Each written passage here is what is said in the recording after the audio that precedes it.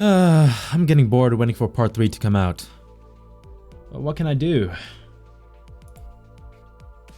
Oh, I know. I could try soloing the mirror dungeon. How hard can it be?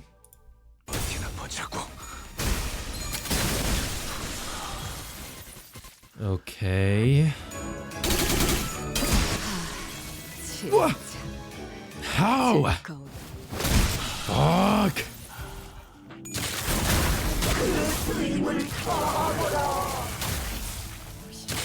What? Oh, okay, that's literally impossible. Hey! No! Stop! Just calm down! Don't do it!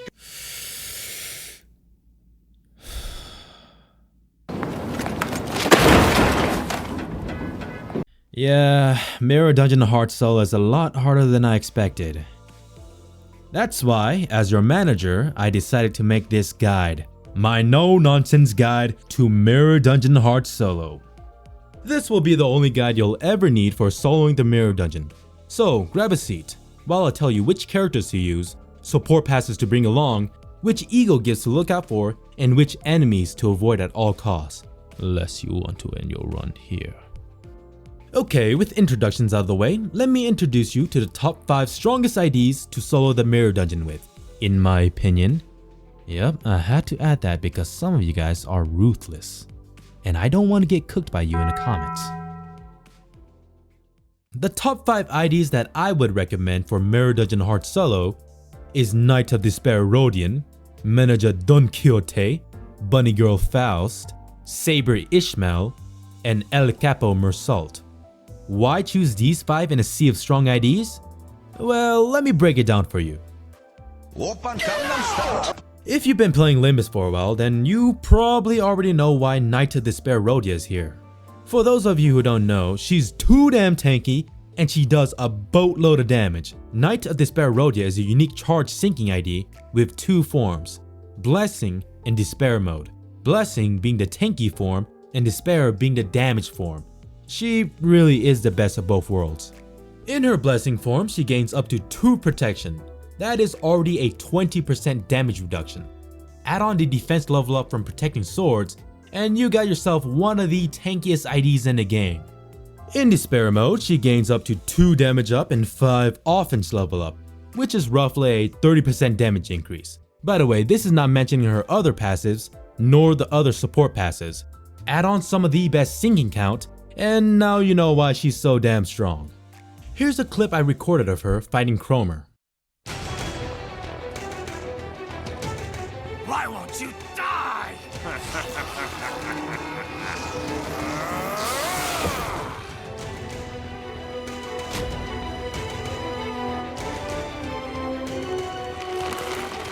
Nanomachines, son. They harden in response to physical trauma.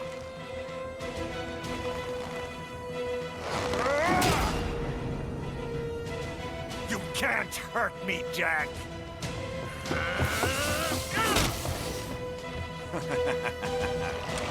What did I just say? This took 2 hours to freaking edit. I really hope you've already hit the like and sub button. Otherwise, I might have to dig you down on some game. Manager Dawn is also another insanely strong ID, but for her it's the fact that she can heal on every single one of her attacks. And when soloing the Mirror Dungeon, survivability is king. And I get it, she does get a lot weaker without her family by her side, but that won't stop her from sucking her opponents dry and using that blood to dish out even more damage. Damn it, man, you guys have really corrupted me, huh? Manager Dawn also gets stronger the lower her health is. Combine that with Harpooner Heath's passive and watch the enemies disappear. Like her dad. My bad. 자! 양떼들이여 멈추지 마시게! 멈추는 순간 물어뜯길 것이야! 그대들의 본인의 두꺼운 뿔을 믿고 앞으로 계속 달려나가세! 파세! Oh shit, she's mad. Oh no, don't turn me into a blood bag. That would be horrible. Guys, go on ahead. I'll hold her off. Mao Faust. We all know the story behind this one, right? The supposed strongest ID in the game, the Gojo of Limbus. So strong that Kim Ji-hoon even thought about nerfing her before deciding not to. In his case, he might have been right. She is busted beyond belief. Here's the issue with Mao Faust, or Maos in general, is that they gain all of their potentials almost instantly. All it takes is one button press, and they gain haste, death right, reuse coins, and more. Yeah, sure, there's like a 20% chance if you hitting below 10 speed, but come on, that's like without any ego gifts. What it basically boils down to is that she becomes fast as hell and she does way too much damage for her own good with death right. I also don't know why they gave her above average stats. She's literally more tanky than Fire Fist Greg. Do you guys now see why they wanted to nerf her? And that's exactly why she's on this list. The only reason she's not even higher is because her survivability is somewhat lacking. But some may say the best defense is a good offense. But really, don't even worry about the positioning, it really doesn't matter, they're all really strong. And can easily solo me. Say what? The runner-up on my list has got to be Saber Ishmael, Zvi West Ishmael. For the one fact, she is unstaggerable. My attacks have no effect on you? Who decided that? Your darkness swallowed up my son? Who decided that? And now for Cool Tremor.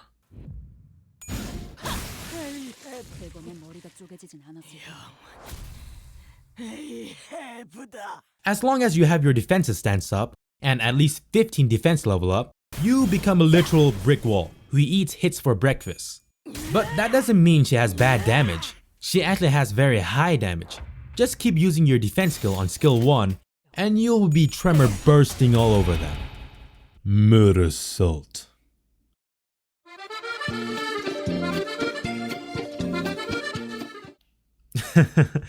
Oh, come on, man. You know I was just joking.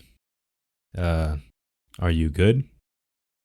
Capoeira Assault is the strongest ID in the game, no question. With the ability to carve through all targets with his unrelenting spirit, and the explosive power of his Tiger Mark rounds to hit all enemies with an unbreakable 5-coin skill. He is truly worthy of the title Capo of the Thumb. Capoeira Assault is also so strong he can recover from a target from a stagger before loading his Tiger Mark rounds with his enemy's name on it. He is also very handsome, and did I mention he's the strongest ID in the game? Okay, I've said everything you wanted to say. Can you let me go now? Wait, please, no!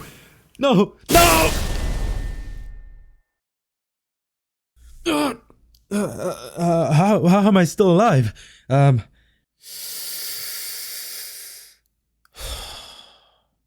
Leave now. Okay, I'll just be taking my leave now. Phew, that was a close one. Remind me not to mess with Mersalt again. Okay, but for real though, he's insanely strong. I'm pretty sure he has the highest burst damage in the game with his Tiger Mark rounds. The one thing I don't like about him is his overheat mechanic.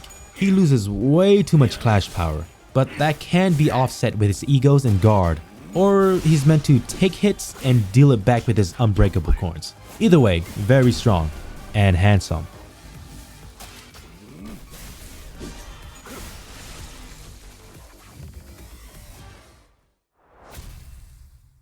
And that concludes our list. I know some of you may be saying, why not use an ID with evade? All I gotta say is, Know your fucking place, trash! yeah, evade's too strong. That's why I opted for IDs with high survivability instead. Learning it the hard way will eventually lead you to being able to solo with any characters, no matter the rarity. Also, I ain't a bitch. By the way, I don't mean that, so please don't take it the wrong way. But I won't be choosing any of the characters I mentioned earlier. I'll be choosing somebody else. Some might even call me wild for even choosing him. That's right, it's my boy, Wild Hunter Heathcliff.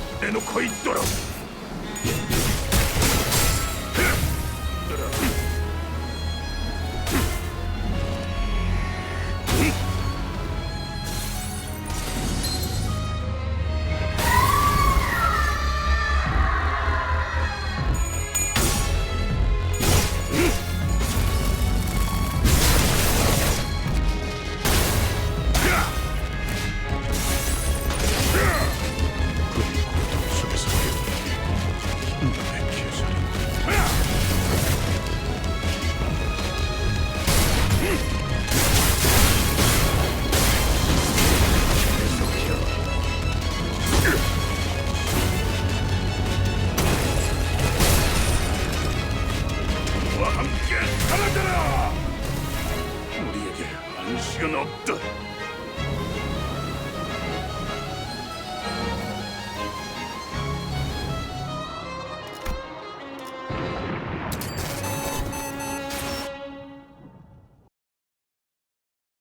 Wild Hunter.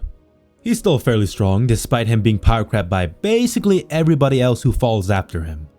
Okay, maybe not everybody, but you get what I mean. He used to be considered the strongest ID in the game for having the first clashable guard, AoE on skill 2, and recover from stagger with Dula Hanya. But nowadays, that's not all too special. But think about it this way, Wild Hunt died for our sinners. He died so the others can fly. So on a technical note, he truly is the strongest ID in the... second strongest ID in the game. Close one. But enough with the glaze, let's move on to the support passives. When picking for passives, you want to pick the ones that have matching sin affinities. Wild Hunt over here has a Wrath skill, Envy skill, Gloom skill, and the Lust on guard. So I chose Solemn Yisang, Butler Faust, Shi Dawn, Red Eyes Ryoshu, Murder Salt, Tang Tang Hung Lu, Egger Family Ishmael, Rhodia, Mariachi Sinclair, Butler Otis, and Gregor. Notice how all of them but a few have corresponding sin affinities?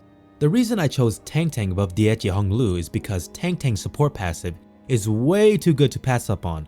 Like 20% more damage on head hits? Yes please.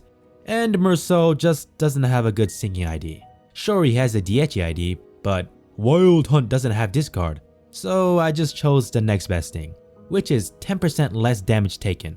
With support passive out of the way, let's finally hop into the Mirror Dungeon. Within the Mirror Dungeon, you're allowed to choose your grace, and what I recommend is Starlight Guidance. Always pick this up. What it basically does is give you better stats. And more stats is always a good thing. Then pick up Binary Star Shop, Interstellar Travel, Accumulating Star Cloud, and Star of the Beginning. These few grace are the best option in my opinion. And don't even worry about going into the negatives. As long as your IDs are fully charged, you will have enough. Trust me. Then I pick up Red Order and Melted Springs because he is a sinking ID. After that, they let you choose any level 1 or 3 ego gifts for only 70 Starlight Shards. Pretty OP. If you do have the shards to do so, I do recommend Blue Zippo Lighter, Ashen Constellation Blessing, and the Mana-shaped Music Box. The reason being, Blue Zippo Lighter is probably the best ego resource generator.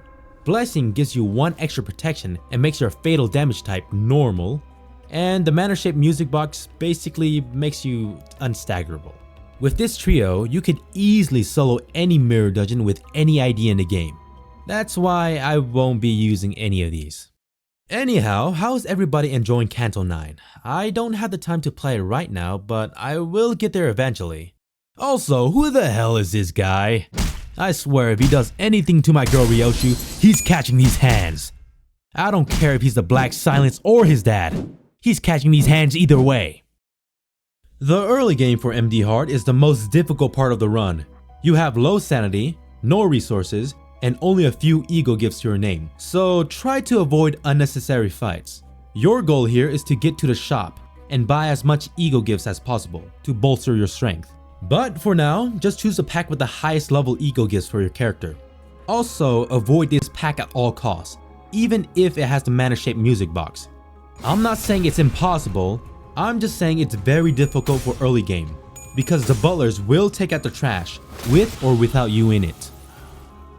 Once you've chosen your pack, make your way through as many events as possible, because they have a 100% chance of giving you an ego give, so long as you don't mess up your checks. If there isn't any event, always go for the one with multiple branches.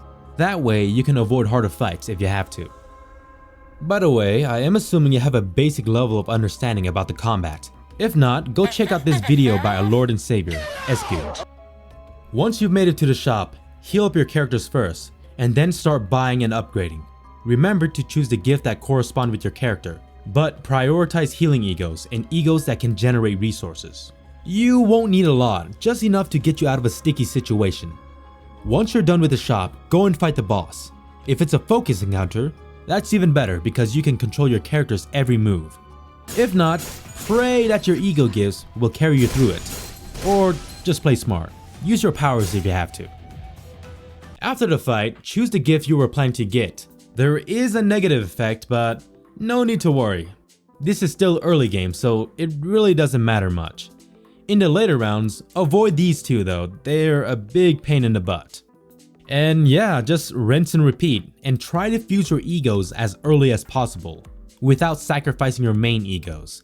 You know, the one that keeps you alive or generate resources for you. If you have any spare egos that don't correspond with your characters, I suggest you fuse them into tier 4s instead of selling them, because more ego gifts, the better. When climbing the floors, there's always a few packs that I would avoid at all costs because of how troublesome they are. It doesn't matter how much ego gift you have or how strong you are, you will still get cooked no matter what. The first pack that you should avoid is the Kurokumi clan, because they stack bleed like paper. It doesn't matter how much you heal or how much protection you have. Bleed does true damage, so you're dead either way. And even if you made it far, this MF will teach you the rules of the back streets. It's basically unavoidable damage for hitting or killing one of them, so good luck. The other pack I recommend you avoid is the Palid Whale, mainly because of these guys and Silt Current. These cum-covered assholes roll way too high and do way too much damage. For some reason, they have reuse coins and can crit for really big damage. So yeah, fuck these guys! Silt Current on the other hand is pretty chill. If it wasn't for this one skill that he gets on round 2, seriously, this skill would delete any idea in the game, unless they have a gimmick where they can survive one fatal hit. And the last pack I suggest you avoid is the Surrendered Witnessing because of Xiaomu and her one skill, the Jade Cradle. Yeah, it doesn't even matter if you win the clash, it has an unbreakable coin, so you will get caught by it. Unless you can beat her before her second phase start, yeah, GG's. It was a good run. But yeah, that's what happens when you don't follow orders. You get cooked. Well, I guess I gotta end my run here.